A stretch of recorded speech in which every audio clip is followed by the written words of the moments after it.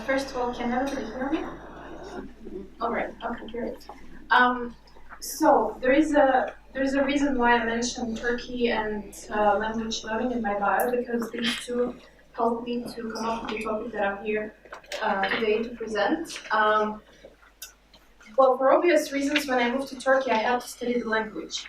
But I wanted this learning to be very lean, very fast and practical, because I didn't want to know the language in order to read classical literature, and I didn't want to have sophisticated conversations with people. I just wanted to survive in the country.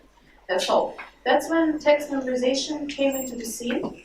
And suddenly, the technique that I always abandoned during my professional life has become very fascinating to me, and I started experimenting more with it already as a teacher, not only as a learner. And now it slowly enters my teaching toolbox. So, what are we doing today? Today I'm going to try to say what text memorization is to me, and I will try to redefine it.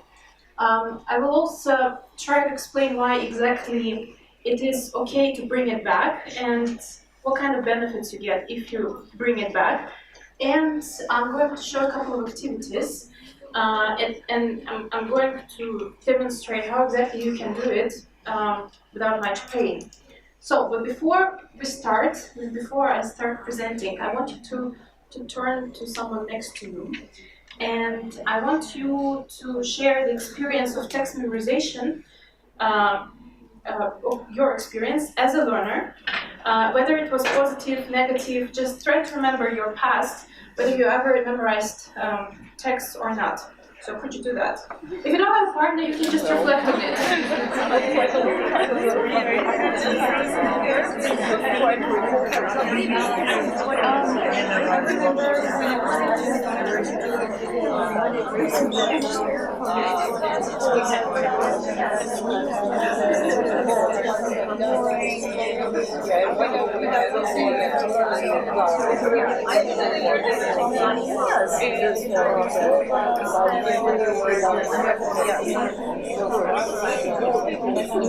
All right, thank you. Now, could you raise your hand?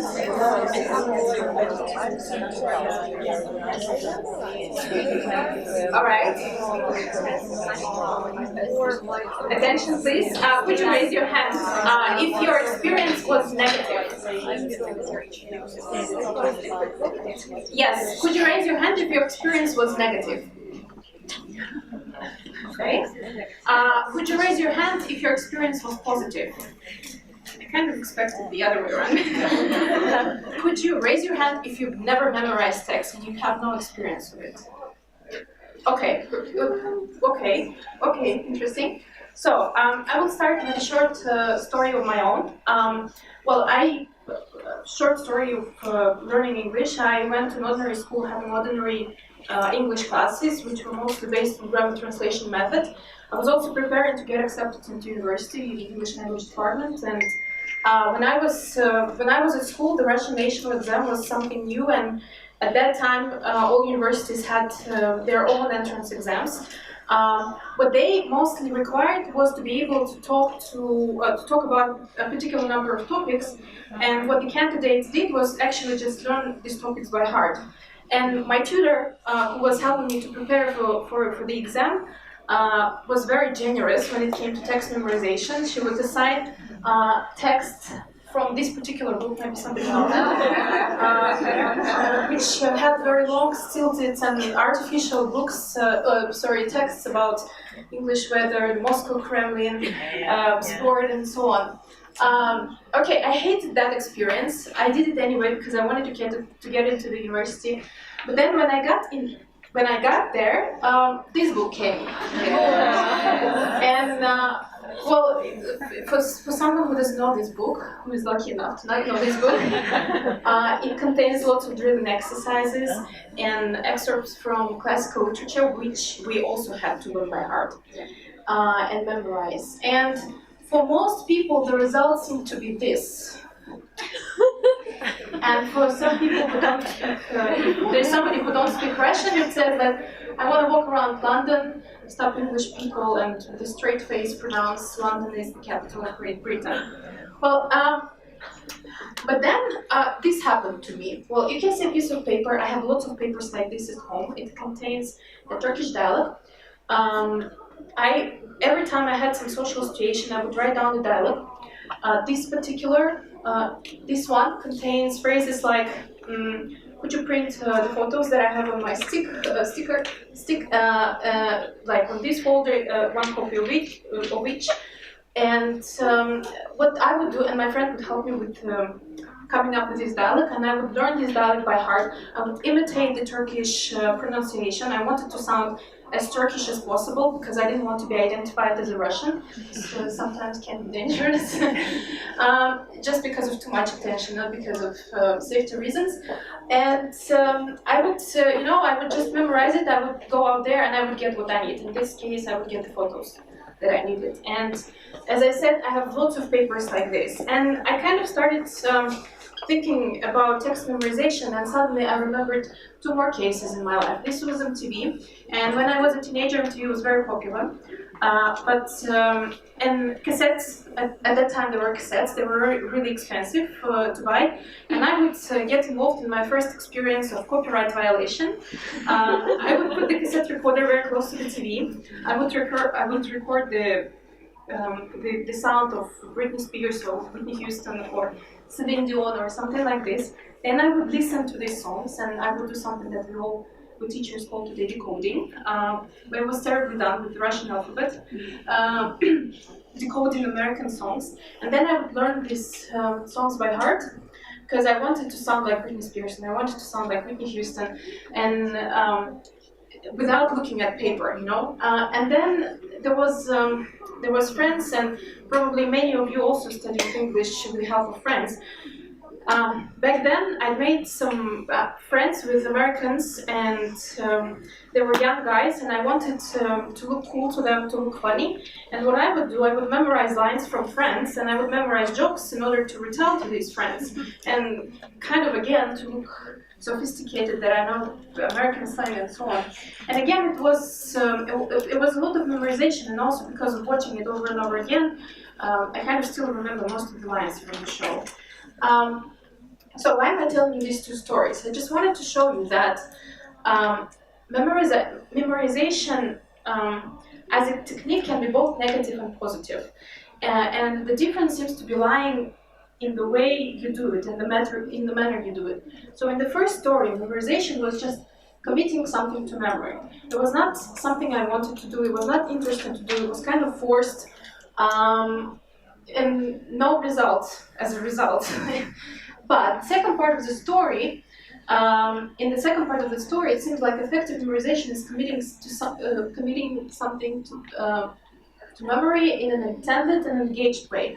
Because this is something I wanted to do, because I understood the relevance of it, like as in the case with the Turkish dialects, it was really practical to me.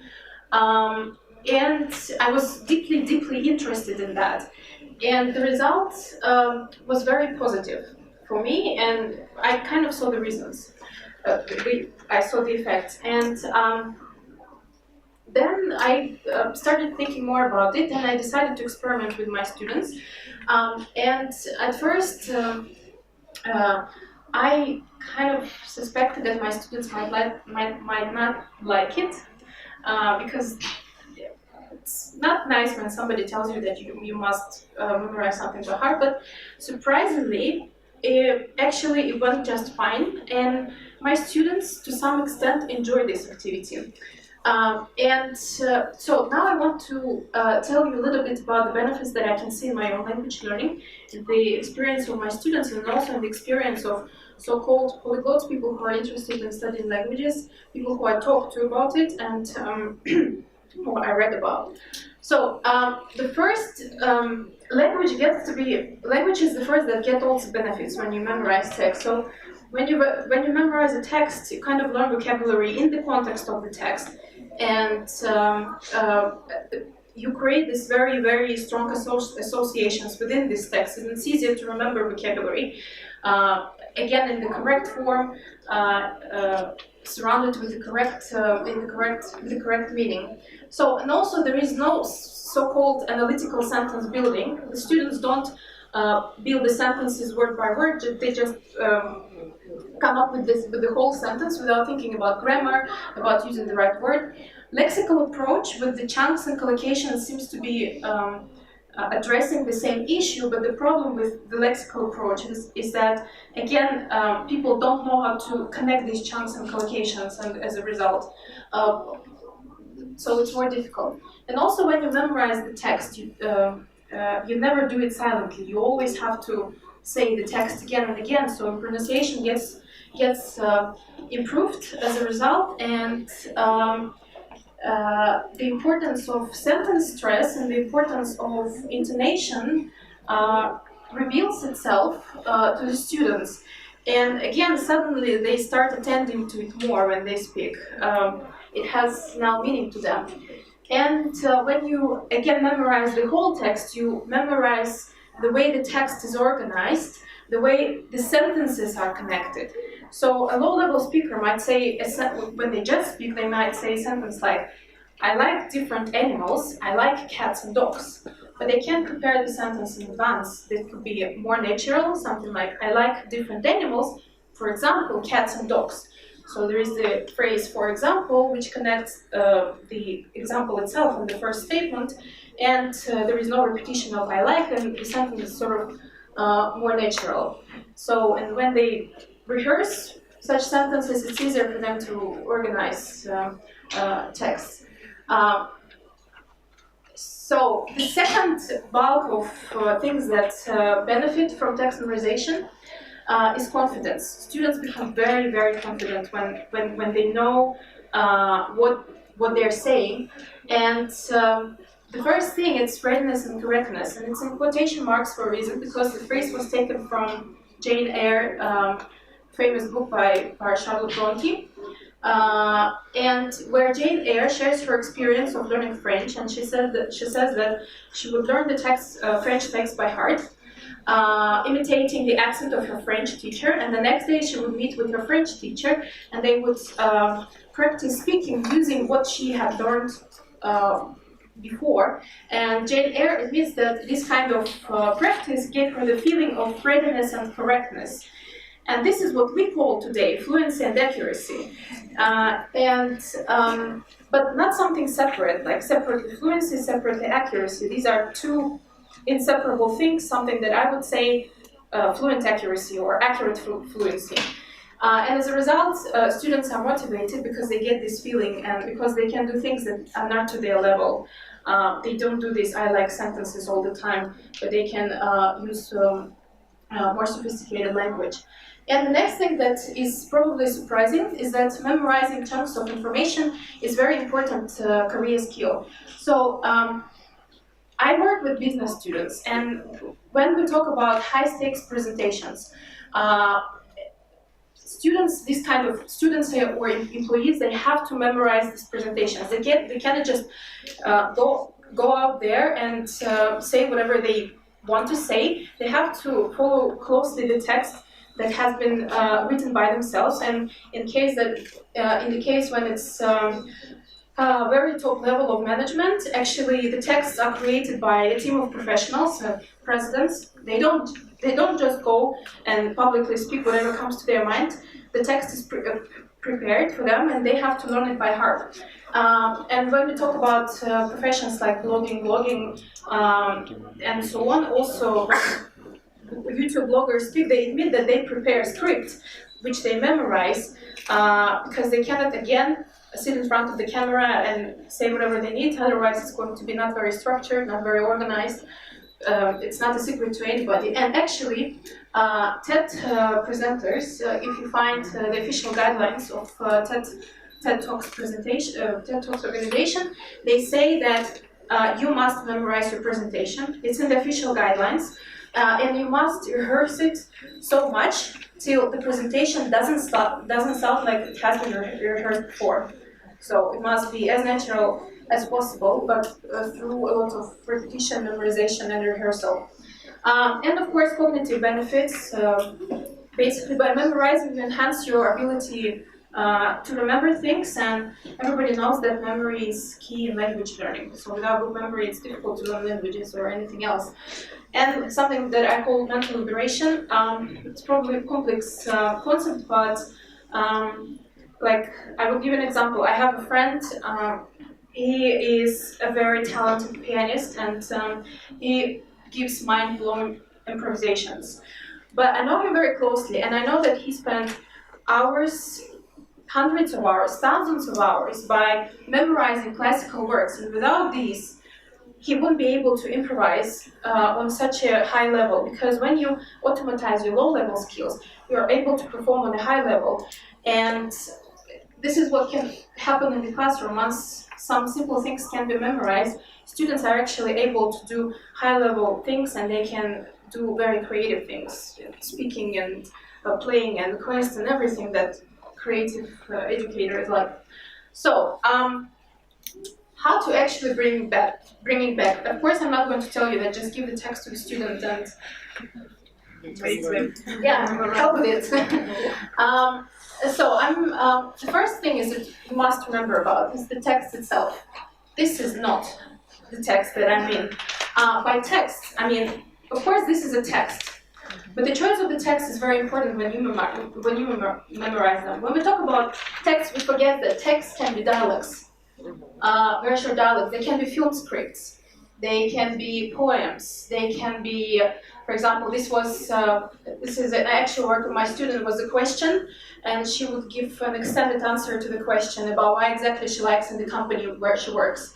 And actually, this is long. I suppose I believe this is a long text, but still, it's like just an extended answer to a question, or it can be a part of the presentation. Just don't give the whole presentation to memorize. It can be just 30 seconds, or it can be lyrics of a song. So what I mean here is that the text that you choose must be comparatively short, and the size will always depend on the level of the student. The text type is going to depend on the cognitive abilities of the student, the age, the number of students, how much time you have, but it should be comparatively small. One paragraph probably is just enough. So the text itself must clearly answer the question what for. It must have a purpose. Why exactly are you using this text? So is it because the student... That's not mine, it's not planned. Is it because your student is going on a business trip and you want to automatize some phrases that the student...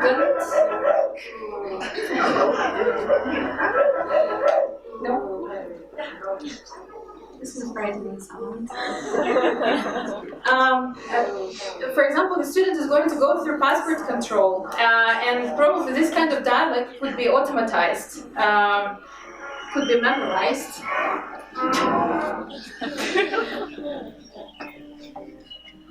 Thank you. I know, I'm not complaining, it's fine. So, and the next thing is that the text should be relevant to the learner, it should be interesting to them. So in the case I showed you the text that my student would reply to a question.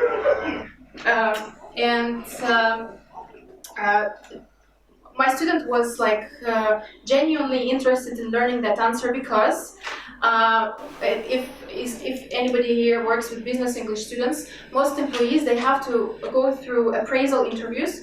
Appraisal interview is something that they do every year. They meet with their manager and they discuss things that they have done during the year, goals for the next year. And actually, these are kind of typical questions like, why do you like working in this particular company? And in international companies, they do this with international managers. They don't do this with their local managers. They do this with somebody from the head office. Thank you. Okay, so, and the next thing is that you must interact with the text as much as possible. So this kind of interaction can be anything you like doing. It could be comprehension questions, it could be grammar, guided discovery, could be making crossword with the words from the text, so anything that helps you go through the text over and over again. But one thing that I would probably mention is that the activities that you use to interact with the text must involve must engage working memory, activating working memory. And actually, I'm going to try to do this. As I come from Turkey, I'm going to now teach you a little bit of Turkish. And I'm going to teach you to order Turkish coffee, which is kind of classical thing to do. So, and this is the dialogue that we're going to learn. So now we will try to figure out what it means. What do you think Turkakvasi means in the first line? Turkish cock. Very good at Turkish. So, what do you think the first word merhaba means? Excuse me. Excuse me. Hello. It's hello. Yes. Hello. Okay. Var mı means is there. So kind of is there. Do you have Turkish coffee? Is there Turkish coffee here? Because not all places have Turkish coffee. I must warn you. So then the waiter says evet var. Yes. Güzel means great. Okay. Bir tane. One, just one piece. But you pronounce it as bir tane. But if you want to sound Russian, you can say bir tane, it's fine. Bir tane Turkish kahve. Kahvesi lütfen. Please. Okay, you probably see that it's comma. And lütfen, it's always in every language, it's please. And then the waiter says tabii. Okay?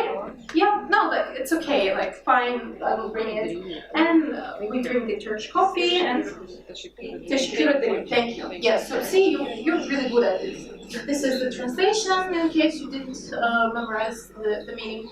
Hello, is there Turkish coffee? Yes, there is. Great, one Turkish coffee, please. All right, thank you. So, this is what we're going to do. I want you to find a partner. Okay, sorry. We will do quickly listen and repeat exercise, okay? I'm going to say the phrase, just repeat after me. Classical. Merhaba. Türk kahvesi var mı? Great. Evet var. Güzel bir tane Türk kahvesi. Lütfen. Sorry, it's bad. Güzel. Bir tane Türk kahvesi. Lütfen. Tabii. Teşekkür ederim. Okay, great. So this is what we're going to do now. I want you to say this dialogue. I'm going to say it with you. Again, listen and repeat. But we're going to do this in a conspiratory voice. Merhaba. Türk kahvesi var mı? Evet var. Güzel. Bir tane Türk kahvesi lütfen. Tabii. Teşekkür ederim. Okay, great. Now we're going to do this again, but I want you to sound angry. Merhaba. Türk kahvesi var mı? Evet var. Güzel. Bir tane Türk kahvesi lütfen. Tabii. Teşekkür ederim. Okay, and now this is the best part. I want you. This is what's called Spotomri calls it reading heads up. So I want you to turn to your partner, and you're going to practice this dialogue. This is practically reading, but it's not really reading. If you look at the phrase, you read it to yourself, and try to hold it in your memory. Then you turn to your partner and say it. Again, you look, memorize, turn to your partner, say it. So,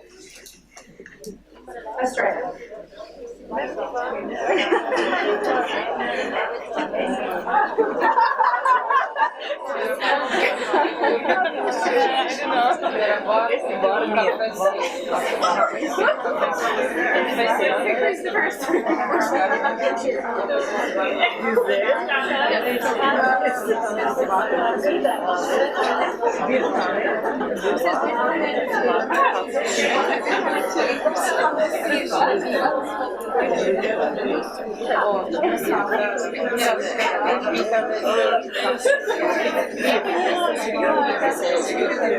Okay, so we have very little time left. This is kind of activities that you can do with your students because this is engages their short-term memory. and it helps them to remember a little bit more of it. So you can do it during the class, and it's very easy to do with any dialect, any kind of text. It can be just reading text, reading an article, and it's called reading hands up. Just look, memorize. It's called reading hands up because you kind of look at the textbook and then you put your head up and you say it to your partner. And the second also exercise, which is pretty famous, is that you slowly eliminate the words from the text. So yes, so here it's missing. And the student reads the whole dialogue. So merhaba, Türk kahvesi var mı? Evet var, güzel, and so on. And then you eliminate more, and then more, and then you completely eliminate all the words from the dialogue. So easy to do on the board, because you write the text on the board and just erase the word one by one. Or if you work online, it's easy to do on the Google Doc. Again, one by one, deleting all the words from the dialogue. And the third thing that you do after you've learned the dialogue or the text, whatever, it's very important to retrieve it after some period of time. It can be the next class, it can be 2 classes later, but it's very important to do because according to the spaced repetition principle, in order to remember something, you must forget a little bit of it. So remembering must forgetting. And if you want to put it in your long-term memory, you have to forget a little bit. So that's why it's very important to retrieve the text, or just part of the text, the next class. Just finishing 1 minute. And so again, it's very important to choose when you memorize a text. Choose the short text, do a lot of work with the text, and retrieve it after some period of time. And I want to recommend quickly a couple of resources. This is a very great book with memory activities. It's basically focused on sentences, but it's very easy to transform these activities into working with texts. And just one more time, okay? Memory activities for language learning. Nick Bilbro, it's a great book, really.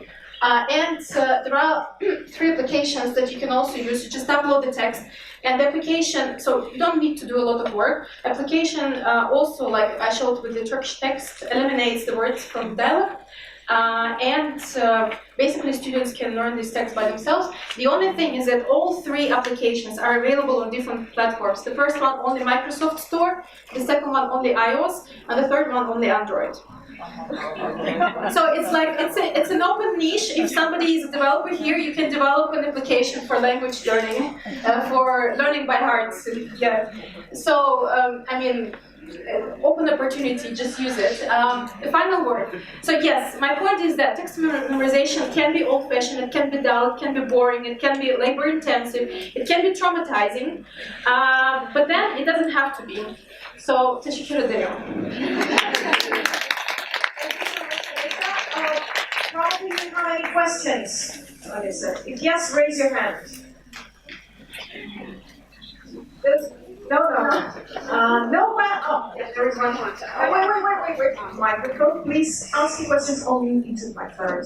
Have you actually seen significant improvements among your learners in terms of speaking, communication, Yes, fluency? I actually wanted to include audio of my students before, text memorization after, but last minute my students withdrew her consent to use her, because we have the recording, but I cannot use it publicly because we used the name of the company in this recording, and she said that she's kind of doesn't want to get into trouble because and they kind of have physical proof, physical evidence.